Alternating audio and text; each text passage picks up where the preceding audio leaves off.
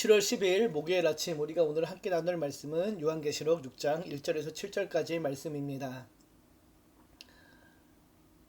오늘 본문 6장은 마치 영화의 한 장면처럼 강렬하고도 무서운 장면들로 가득한데요. 어린 양이 하나씩 인을 떼어갈 때마다 세상의 심판과 재앙이 임합니다. 말들이 등장하고 전쟁이 일어나고 기근과 죽음이 퍼져나가는데요. 그리고 마침내 하늘이 떠나고 땅의 권력자들이 숨는 장면으로 마무리됩니다.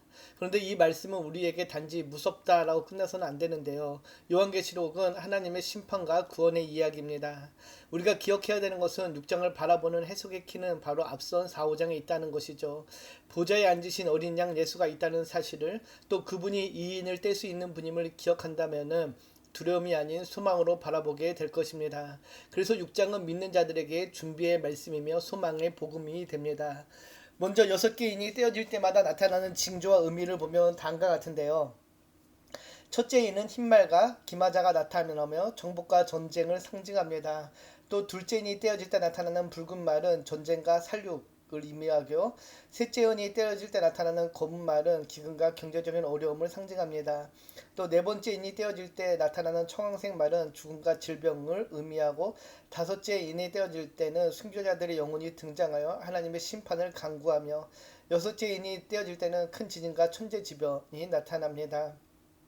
우리는 경제 위기, 전쟁, 기후 재앙 등 다양한 재난 앞에서 인간의 무력함을 절감하게 될 때가 있는데요. 그러나 요한계시록 6장에 등장하는 첫 네인의 개봉은 이러한 일들이 단순한 자연현상이 아니라 하나님의 구속사적인 통찰에 있음을 선포합니다. 이 모든 역사적 격동의 중심에 보좌에 앉으신 어린 양 예수 그리스도가 있다라는 것이죠. 모든 것이 그리스도께 달려있기에 성도인 우리는 두려워할 필요가 없습니다. 담대하라, 예수께서 이미 세상을 이기셨다라는 그 말씀을 붙잡고 지금도 세상을 통치하시는 예수 그리스도를 믿는 믿음으로 살아가는 우리가 되어야 할 것입니다. 본문을 좀 자세히 하나씩 살펴보면 먼저 첫 번째 인이 떼어질 때 2절 보면 이렇게 이야기하죠. 이에 내가 보니 흰 말이 있는데 그 탄 자가 활을 가졌고 면류관을 받고 나아가서 이기고 또 이기려고 하더라.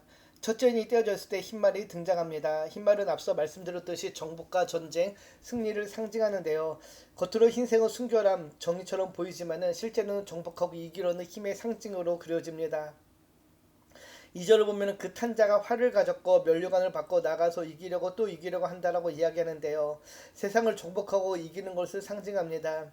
이것은 우리 시대의 단면을 보여주는데요. 우리 시대는 끊임없이 이기려고 하고 성공하려고 하고 누군가를 앞서 나가려고 하는 싸움의 연속입니다. 성적에서, 취업에서, 관계에서, 스펙에서, 심지어 SNS조차 누군가 더 잘 사는가를 경쟁하고 있는데요. 그런데 정복은 더 큰 정복을 낳습니다. 이 흰말은 승리를 추구하지만 그 결과는 다음 재앙제를 부르는데요. 곧이어 등장하는 붉은 말은 전쟁과 폭력의 상징입니다. 4절 보면 이렇게 이야기하죠. 이에 다른 붉은 말이 나오더라. 그 탄자가 허락을 받아 땅에서 화평을 제하여 버리며 서로 죽이게 하고 또 큰 칼을 받았더라. 흰말의 정복은 곧 분열과 전쟁을 불러옵니다. 이 붉은 말들은 피를 연상시키는데요. 정복력의 끝은 사람들 사이의 다툼과 살인, 중화, 전쟁으로 이어집니다. 오늘날의 전쟁은 총과 칼만이 아니죠. 관계의 전쟁, 말의 전쟁, 온라인의 전쟁 등 더 치명적이고 치열한 전쟁들이 반복됩니다. 직장 안에서, 가정 안에서, 심지어 교회 안에서도 이러한 전쟁들이 있는데요. 우리가 참된 평화를 이루지 못한다면 우리 안에 이 붉은 말의 질주를 막을 수 없을 것입니다. 그리고 5절을 본 셋째 인이 떼어질 때 검은 말이 나타나는데요. 그 탄자의 손에 저울이 있었다라고 이야기합니다. 저울은 원래 공정과 정의의 상징이지만은 여기선 그 저울이 경제적 불균형의 도구가 됩니다. 6절을 보면 이렇게 이야기하죠. 내가 내 생물 사이로부터 나는 듯한 음성을 들으니 이르되 한 데나리온의 밀 한 대요 한 데나리온의 보리 석대로다. 또 감람류와 포도주는 해치지 말라 하더라. 당시 노동자 하루 품삯으로 간신히 식량 한 끼를 살 수 있는 상태가 됩니다. 그런데 포도주와 감량류는 해치지 말라라고 이야기하죠. 이 말은 사치품을 가진 자는 여전히 손해보지 않는다는 말이기도 합니다. 즉 가난한 자는 굶고 가진 자는 더 누리는 불공정한 기울어진 세상이 드러나는 것이죠. 그리고 8절을 보면은 넷째 인이 떼어질 때 청황색 말이 등장합니다. 그 탄지의 이름은 사망이니 음부가 그 뒤를 따른다라고 이야기하죠. 그들이 땅 4분의 1의 권세를 얻어 검과 흉년과 사망과 땅의 짐승들로서 죽이더라라고 이야기하죠. 땅의 4분의 1이 죽습니다. 이것은 상징적인 수치이지만은 그 파괴력은 현실과 맞닿아 있는데요. 전염병과 자연재해, 무분별한 환경 파괴, 총기 난사, 자살 등 청생만은 지금도 우리의 세상 속을 질주하고 있으며 많은 사망 사고를 뒤따르게 합니다. 그리고 다섯째 인이 열리자 우리는 또 다른 장면을 보게 되는데요. 다섯째 인이 떼어졌을 때 하나님의 말씀과 증언으로 인해 순교한 영혼들이 하나님께 호소합니다. 거룩하고 참되신 대주제여 땅에 거하는 자들을 심판하여 우리의 피를 갚아주지 아니하시기를 어느 때까지 하나이까. 이 외침은 단순한 억울함의 복수를 요청하는 것이 아니라 하나님의 공의로운 성품에 근거한 정의의 회복에 간구를 할 수 있습니다. 그리고 여섯째 인이 열리자 자연이 흔들립니다. 큰 지진이 나고 해는 검게 변하고 별들이 떨어지며 심지어 하늘이 떠나고 산과 섬이 제자리를 옮깁니다. 여기서 세상의 권력자들, 왕과 장군과 부자들은 모두 굴속에 숨으려고 외치는데요. 16절로 보면 이렇게 이야기하죠. 산들과 바위에게 말하되 우리 위에 떨어져 보좌에 앉으신 이의 얼굴에서와 그 어린 양의 진노에서 우리를 가리라. 사랑하는 청년 여러분, 우리가 살아가는 지금 이 세상이 전부가 아님을 기억해야 됩니다. 아무리 이 땅에서 높은 지위와 큰 성취를 이루었다 할지라도 하나님의 심판대 앞에서는 아무런 유익이 되지 않습니다. 땅의 임금들과 왕족들과 장군들과 부자들과 강한 자들 그리고 종과 자유인들이 모두 하나님의 진노를 피해 굴과 산과 바위 틈에 숨으려고 하는데요. 이들은 땅에 거하는 자들로 창조주가 아닌 피조물에 헌신하며 하늘이 아닌 땅의 질서에 안주하는 자들이었습니다.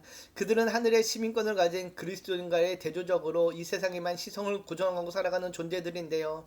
그들은 지금 피할 곳을 찾지만 아무데도 없습니다. 결국 이 한 가지 질문만 남게 되는데요. 17절을 보면 이렇게 이야기하죠. 그들이 진노의 큰 날이 이르렀으니 누가 능히 서리요 하더라.